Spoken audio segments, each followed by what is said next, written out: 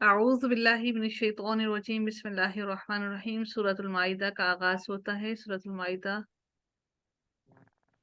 मदनी सूरा है और इसमें 120 आयतें हैं और 16 रकू हैं इसके। और आगाज करते हैं हम लोग। बिस्मिल्लाहिर्रहमानिर्रहीम। या अय्युहल्लज़ीना आमनू औफू बिल उक़ूद। अल्लाह ताला इरशाद फरमाते हैं, ए ईमान वालो, अहदो पैमान पूरा करो, पूरे किया करो जो अहदो पैमान किए हों।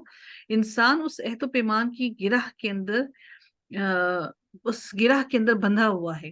ठीक है। और जो मोमिन है वो अपने अहद पैमान का गुलाम है। जैसा कि हम जानते हैं कि हजरत मूसा अलैहिस्सलाम ने जब अपना अहद पैमान किया और उस अहद पैमान की वजह से वो 11 साल तक वहां पर रहे, और जब उन्होंने वहां पर शादी की और हक महर में उनसे ये अहद लिया गया कि आप यहाँ पर आपको मेरे साथ इतने साल रहना पड़ेगा। ठीक है। अगर 10 साल रहो तो ठीक है, अगर उससे ज्यादा तुम कुछ अर्सा रहना चाहते हो तो वो तुम्हारी अपनी मर्जी है। तो हजरत मूसा अलैहिस्सलाम 11 साल अपने उस अहद की वजह से वहां पर शुएब अलैहिस्सलाम के साथ वहां पर रहे थे। तो हम लोग अपने हक महर के अंदर बहुत सारी शराइत लिखवा लेते हैं, और लिखवाने के बाद बदकिस्मती से उन शर्तों को कोई भी पूरा नहीं करता है। तो मोमिन अपने अहद पैमान का गुलाम है। मोमिन की जिंदगी और मोमिन की जिंदगी और गर्दन उस वक्त तक उस अहद से नहीं छुटकारा हासिल कर सकती जब तक कि वो उस अहद जिसे अहद किया गया है उससे माफी तिलाफी करवाकर या फिर कोई बीच का रास्ता अपनाकर, जब तक जिससे वादा किया गया है उस वादे से छुटकारा ना हासिल कर सके। अगर वो दुनिया में उसको लगता है कि वो दुनिया में ये सब चीजें नहीं कर पाएगा, नहीं देख पाएगा, तो आखिरत के दिन उसको अल्लाह ताला के सामने उसका लाजमी हिसाब देना देना पड़ेगा। तो याद रखिए कि जो भी आप लोग हक महर पर कुछ भी अगर अहद पैमान लिखवा देते हैं तो आप पर वो लाजिम हो जाता है कि आप उस अहद पैमान को पूरा करें। अल्लाह ताला इरशाद फरमाते हैं, उहिल्लत लकुम बहीमतुल अनआमी इल्ला मा युतला अलैकुम। अल्लाह ताला यहाँ पर इरशाद फरमाते हैं कि तुम्हारे लिए मवेशी चौपाए, यानी कि जो 4 पाँव वाले मवेशी हैं वो हलाल कर दिए गए हैं। बहीमा का लफ्ज बेसिकली ये है कि इसका मानी होता है इबहाम है। इसका जो मादा है वो बेसिकली इबहाम है, और इस बहीमा दर हकीकत ऐसा इस बाज कहते हैं कि ये इसलिए इसका कहा जाता है कि इनकी गुफ्तगू हमें समझ नहीं आती, इनकी गुफ्तगू के अंदर इबहाम होता है, हम उनकी गुफ्तगू को नहीं समझ पाते। इसलिए यहाँ वो कुछ कहते हैं कि इसके लिए बहीमा का लफ्ज इस्तेमाल किया जाता है, इसलिए इनको बहीमा कहा जाता है। और अनआम, मैंने आपको जैसे कि बताया था कि अनआम वो वाले मवेशी हैं जिनके अंदर ऊंट, गाय, बकरी और भेड़ वगैरह जो है उनको अनआम कहा जाता है, क्योंकि इनकी चाल में नरमी होती है। ये नरमी से इनकी चाल होती है, ये नरमी से चलते हैं, इसलिए इन जानवरों को अनआम कहा जाता है, अनआम। ठीक है। और आगे हम लोग बहीमातुल अनआम जो है इनकी मजीद तफसील जो है, इनमें नर और मादा मिलकर 8 किस्में हैं जो शामिल हैं। वो इंशाल्लाह उनकी डिटेल हम लोग सूरह अनाम के अंदर पढ़ेंगे। अगर आप देखना चाहें तो आयत नंबर 143 के अंदर इसकी मजीद डिटेल मौजूद है। अब इसके साथ साथ कुछ ऐसे जानवर हैं जो वहशी हैं, और कुछ ऐसे जानवर हैं जिनका हम शिकार करके खाते हैं, उनमें हिरन और नील गाय वगैरह शामिल हैं। तो हिरन और नील गाय वगैरह जानवर जिनका शिकार करके खाया जाता है वो भी हलाल किए गए हैं। लेकिन लेकिन वो जबकि तुम हालत एहराम में हो तो उस वक्त हम पर हराम है कि हम हालत एहराम के अंदर उनका शिकार नहीं कर सकते हैं। अल्लाह ताला ने उनके उस वक्त शिकार करने से मना किया है। और हम आगे देखते हैं कि इन अल्लाह यहकुमु मा युरीद। अल्लाह ताला इरशाद फरमाते हैं, मगर हालत एहराम में शिकार हलाल जानने वाले ना बनना, कि हालत एहराम में तुम उन जानवरों को शिकार ना करना, कि उनको अपने ऊपर हलाल ना समझ लेना। यकीनन अल्लाह ताला जो चाहेगा वो हुक्म कर देता है, और जो चाहता है वो तुम पर हुक्म नाजिल कर देता है। अल्लाह ताला अगली आयत में इरशाद फरमाते हैं कि या अय्युहल्लज़ीना आमनू ला तुहिल्लू शआइरिल्लाहि वला शहरल हराम। अल्लाह ताला अगली आयत में इरशाद फरमाते हैं कि ए ईमान वालो, अल्लाह ताला की शायर की बेहुरमती ना करो। अल्लाह ताला की शायर क्या है? अल्लाह ताला की शायर है जी कि इसके नजदीक बाज कहते हैं कि हज और उम्र के मुनासिक इससे मुराद है कि हज और उम्रे के जो मुनासिक हैं वो वो कहे गए हैं कि उनकी बेहुरमती ना करो। हज और उम्रे की जो मनासिक हैं उनकी बेहुरमती ना करो। और कुछ कहते हैं कि इससे मुराद वो महीने हैं, कौन से महीने? शहरुल हराम, شہر الحرام وہ مہینے ہیں جن کے اندر جنگ و قتال کرنا منع ہے اور جن کے اندر لڑائی جھگڑے کرنا منع ہے، ان کے بارے میں یہاں پر حکم کیا جا رہا ہے۔ کون سے ہیں؟ رجب، ذوالقعدہ، ذوالحجہ اور محرم کے مہینے ہیں۔ تو ان مہینوں میں بھی کہا گیا ہے کہ حرمت برقرار رکھو۔ کچھ کہتے ہیں کہ اور ان مہینے میں جانوروں کا بھی شکار کرنے سے کچھ کہتے ہیں کہ منع ہے، ٹھیک ہے، اس کے بارے میں مختلف رائے ہیں۔ اور کچھ کہتے ہیں کہ اس میں صرف وہ وقت ہے جب انسان احرام کی حالت میں آ جاتا ہے، اس احرام کی حالت میں اس کے لیے منع ہے کہ وہ شکار نہ کریں۔ اللہ تعالیٰ ارشاد فرماتے ہیں وَلَلْهَدْيَ وَلَلْقَلَائِدَ وَلَآمِينَ الْبَيْتَ الْحَرَامَ۔ اللہ تعالیٰ ارشاد فرماتے ہیں کہ نہ حرم میں قربان ہونے والے اور پٹے پہنائے گئے جانوروں کی جو کعبہ کو جا رہے ہوں، اور نہ ان لوگوں کی جو بیت اللہ کی قصد سے اپنے رب تعالیٰ اللہ تعالیٰ کے فضل سے اور اس کی رضا حاصل کرنے کی نیت سے جا رہے ہوں، اور نہ ان کو نقصان پہنچاؤ، ٹھیک ہے، اور وہ اللہ تعالیٰ کی رضا حاصل کرنے کے لیے جا رہے ہیں۔ یہ در حقیقت ایسا ہوا تھا کہ حضرت محمد صلی اللہ علیہ وآلہ وسلم نے جب احرام باندھ دیا تھا جانے کے لیے، عمرہ کرنے کے لیے، جب وہ جا رہے تھے، سب کے سب احرام میں جا رہے تھے، تو پھر ان کو منع کیا گیا کہ آپ وہاں پر نہ جائیں، ان کو راستے میں ہی ان سے ان کا احرام اتروا لیا گیا۔ تو اس لیے اللہ تعالیٰ نے ان سب چیزوں کو منع کر دیا گیا کہ اگر کوئی اللہ کی راہ میں قربانی کرتا ہے، یعنی کہ وہ اور قربانی کرتا ہے، نہ تو تم لوگ اللہ تعالیٰ کی شعائر کو نقصان پہنچاؤ۔ حج اور عمرے کی جو شعائر ہیں، جو نشانیاں ہیں، جو اس کی میقات ہیں، ان سب جگہوں کو، جو ان کے مناسک ہیں، ان سب کو کسی قسم کا تم نقصان نہ پہنچاؤ۔ اس کے بعد ان حرمات کو برقرار رکھو۔ اس کے بعد تم اللہ تعالیٰ دوسری بات کا ارشاد کرتے ہیں کہ حرمت والے مہینوں کا خیال رکھو، اور اس کے بعد اللہ تعالیٰ ارشاد فرماتے ہیں کہ قربانی کے جانوروں کا بھی خیال رکھو، ان کو بھی نقصان نہ پہنچاؤ۔ اور اس کے بعد یہ بھی حکم کیا جاتا ہے کہ اور وہ جن کے گلے میں پٹے ڈال دیے جاتے ہیں، در حقیقت ایسا کیا جاتا تھا، جن کو قربانی کی جاتی تھی ان کے گلے میں پہلے سے ہی پٹا ڈال دیا جاتا تھا، کیونکہ اب تو ہمیں بازار سے ملتے ہیں، ہم لوگ خرید کے لے آتے ہیں بازار سے، لیکن پہلے ہی جب وہ ان جانوروں کو خود پالا کرتے تھے، تو اس لیے ان کے گلے میں پہلے ہی پٹا ڈال دیا جاتا تھا، تاکہ ہر کسی کو معلوم ہو کہ اس جانور کی قربانی کرنی ہے، اس کو کوئی نقصان نہیں پہنچانا، اس کو بہت لاڈ اور پیار سے پالنا ہے، اس لیے ان جانوروں کے گلے میں پٹے ڈال دیے جاتے تھے۔ تو اللہ تعالیٰ پھر اس کے بعد ارشاد فرماتے ہیں وَلَا آمِینَ الْبَيْتِ الْحَرَامِ، اور جو کوئی اللہ کے گھر کو آنا چاہتا ہے، ان کو بھی نقصان نہ پہنچاؤ۔ جو کس وجہ سے آنا چاہتے ہیں؟ یبتغون فضلا من ربہم ورضوانا، اللہ تعالیٰ کا فضل اور اللہ تعالیٰ کی رضا حاصل کرنے کے لیے آنا چاہتے ہیں، ان کو بھی نقصان نہ پہنچاؤ۔ وَإِذَا حَلَلْتُمْ فَاصْطَادُوا، اور جب تم اپنا احرام اتار دو تو پھر تم اگر چاہو تو پھر اگر تم شکار کرنا چاہو تو پھر تم شکار کر سکتے ہو، لیکن احرام کی حالت میں تم پر شکار کرنا حرام ہے۔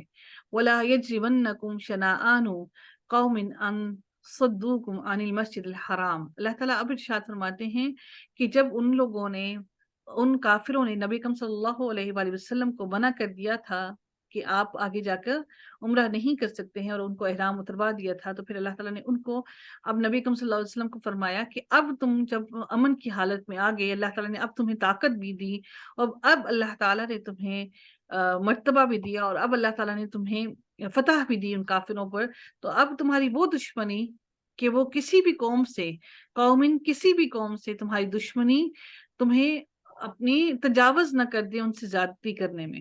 کیوں؟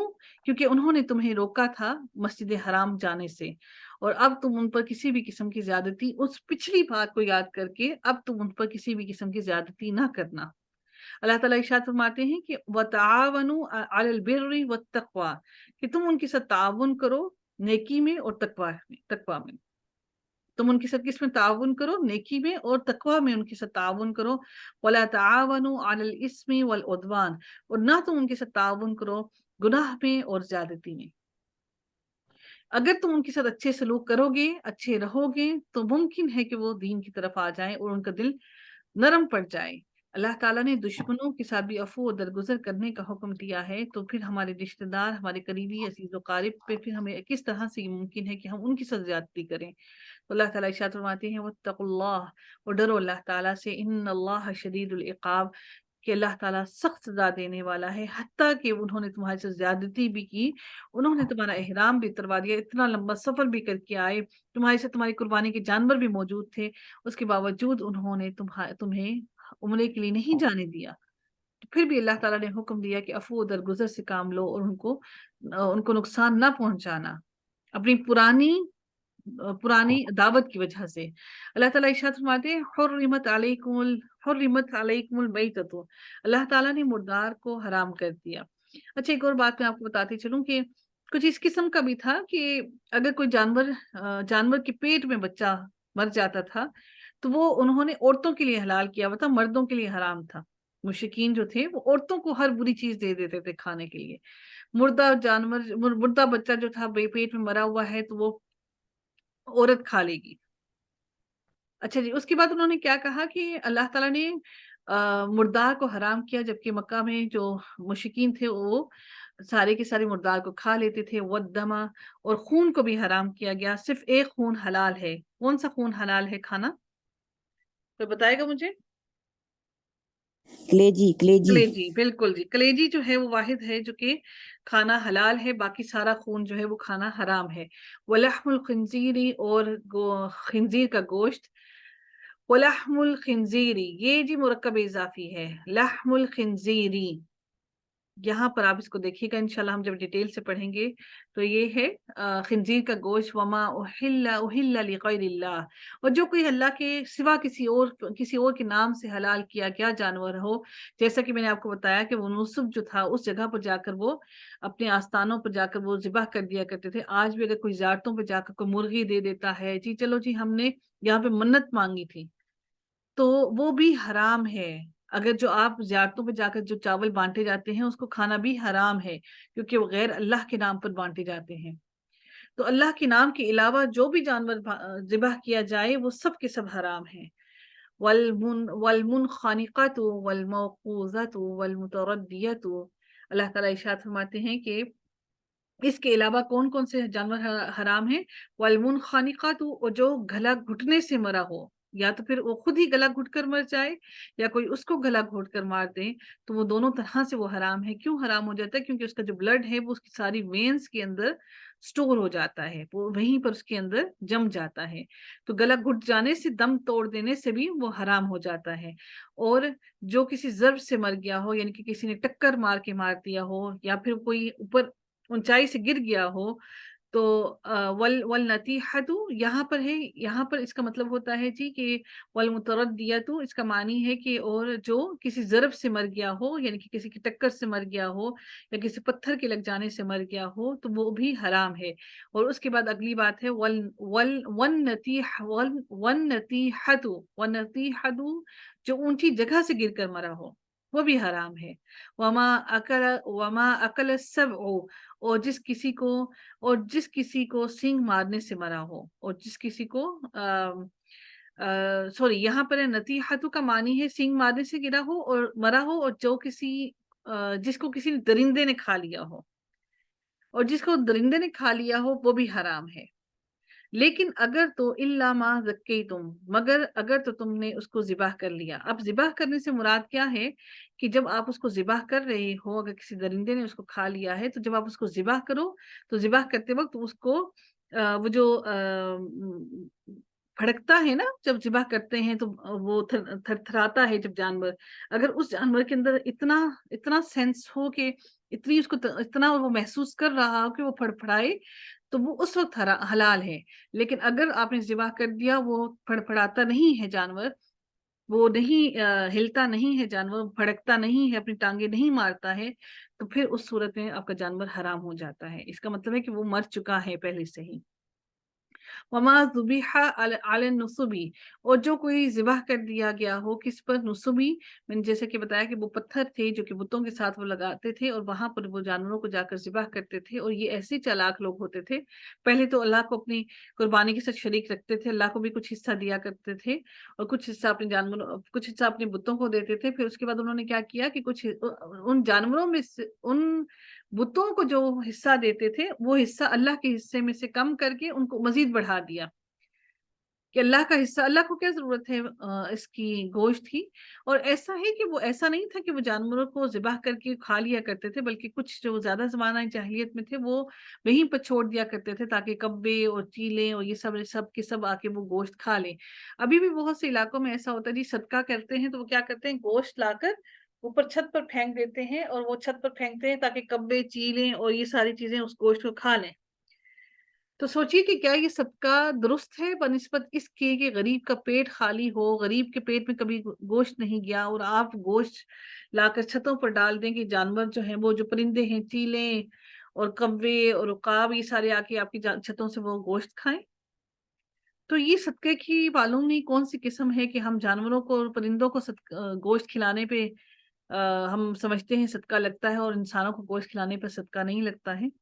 ان کو بھی کھلائیے، ان کو بھی دیجیے کھانے کے لیے، لیکن بہتر یہ ہے کہ انسان کا پیٹ بھریے۔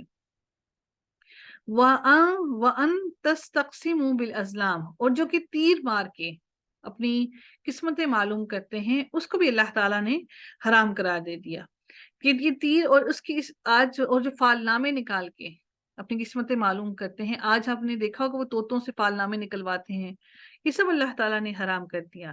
ذَلِكُمْ فِسْقٌ، یہ سب کے سب گناہ ہیں۔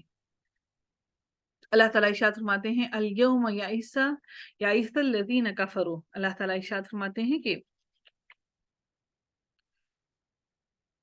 یہ سب کے سب بدترین گناہ ہیں، اور آج کفار تمہارے دین سے نا امید ہو گئے ہیں۔ کیوں نا امید ہو گئے ہیں؟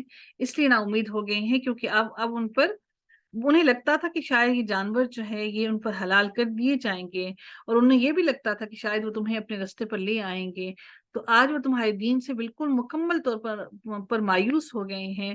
اب انہیں لگتا ہے کہ یہ دین پتہ نہیں کوئی اور ہی نیا ہی دین ہے، کہ اب ہمارے کھانے پینے پر بھی پابندیاں لگا دی گئی ہیں۔ اللہ تعالیٰ ارشاد فرماتے ہیں کہ فلا تخشوہم، پس تم ان سے نہ ڈرو، وخشونی، اور تم مجھ سے ڈرو۔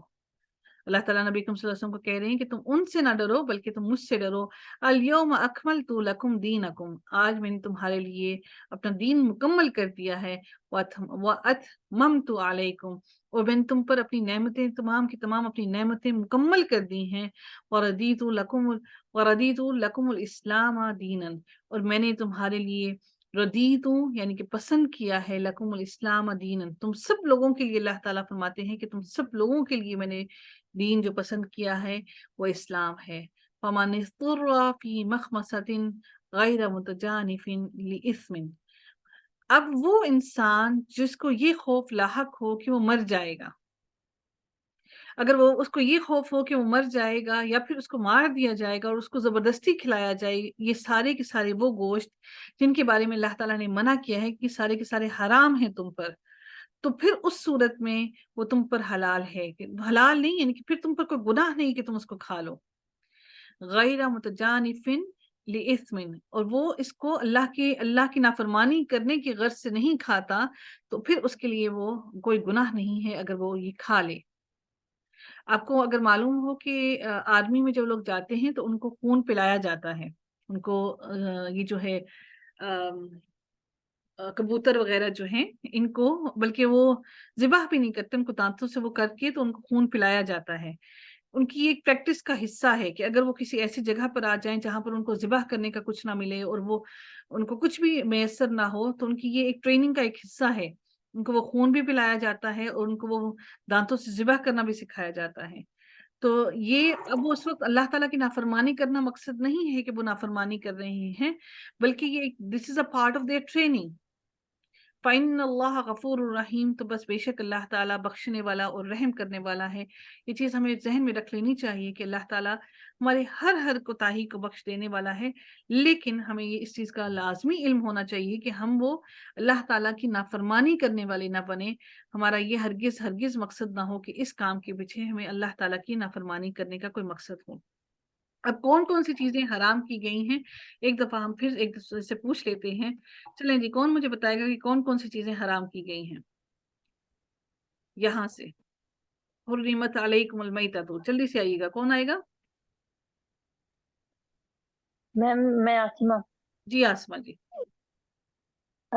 میتا تو مردہ، اور دمو اور خون، اور لحم الخنزیری اور خنزیر کا گوشت، वमा और जो उहिल्ला लिगैरिल्लाहि जो किसी गैर अल्लाह के नाम पर जिसको यानी ज़िबा किया जाए। ठीक है। वल उसके बाद मुनखनिकतु जो गर्दन घुटने से मर जाए। ठीक है। बस आगे नहीं आता। वल मौकूज़तु कहते हैं जो चोट लगकर मरा हो, यानी कि जो ऊंचाई से गिरकर मर गया हो, जिसको चोट लग गई हो वो मरा हो। यहाँ पर है वल मौकूज़तु कहते हैं जो चोट लगने से मरा हो। वल मुतरद्दियतु कहते हैं जो ऊंची जगह से, पहाड़ से या किसी छत से गिरकर मर जाए। वल मौकूज़तु जो पत्थर लग के मरा हो, चोट लगने से मरा हो। वल मुतरद्दियतु कहते हैं वो जो कि ऊंची जगह से गिरकर मरा हो। वन नतीहतु कहते हैं जो सींग लगकर मरा हो। ठीक है, ये तीन हो गए। एक हो गया जो कि चोट लगकर मरा हो, और दूसरा हो गया जो ऊपर से ऊंचाई से गिरकर मरा हो, पहाड़ से या किसी छत से या किसी भी ऊंची जगह से। और वन नतीहतु कहते हैं जो सींग लगकर मरा हो।